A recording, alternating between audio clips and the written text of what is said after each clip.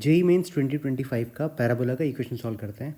यहाँ पे हमें दे रखा है focus of parabola y square is equal to 4x plus 16 is centre of circle C of radius 5।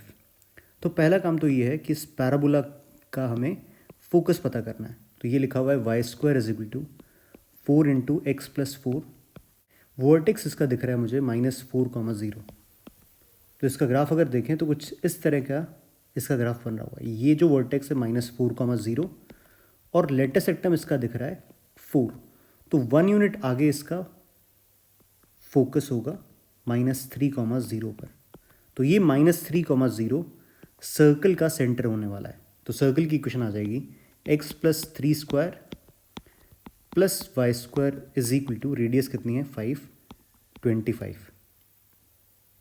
अब क्वेश्चन कह रहा है if the values of lambda for which C passes through the point of intersection of these two lines। तो इन दोनों lines में से ये line given है और ये वाली लाइन अननोन है, बेसिकली इसी में लैम्डा है। तो इस बात को ऐसे समझ सकते हैं, एक तो तरीका ये हुआ कि सर्कल इन दोनों लाइंस के इंटरसेक्शन पॉइंट से पास कर रहा है, या फिर हम ये कह सकते हैं कि सर्कल C और इस लाइन का इंटरसेक्शन जो होगा उससे ये लाइन पास कर रही है। ठीक है, तो हम पहले सर्कल का और इस लाइन का इंटरसेक्शन पॉइंट निकाल लेते हैं। तो लाइन मेरे पास में है y is equal to 3x। ये मैं सर्कल की इक्वेशन में पुट कर देता हूं। तो ये आ जाएगा x square plus 9 plus 6x plus 9x square is 25। तो यहां से आ जाएगा 10x square plus 6x minus 16 is 0। यहाँ से दिख रहा है मुझे x is -6 plus minus under root 36 minus 4 into 16 into 10 plus 640 divided by 20। तो यहाँ से x की वैल्यूज़ मिल रही है मुझे। x is -6 plus minus 26 divided by 20। तो x की दो वैल्यूज़ मिल रही है। x इज इधर 20/21 और x इज -6 माइनस 26 -32/20। ये बन रहा है -8/5। तो सर्कल और फर्स्ट लाइन के जो इंटरसेक्शन पॉइंट है वो आ जाएगा एक तरह से, या तो 1,3 आएगा एक पॉइंट और दूसरा पॉइंट आ जाएगा -8/5 -24/5।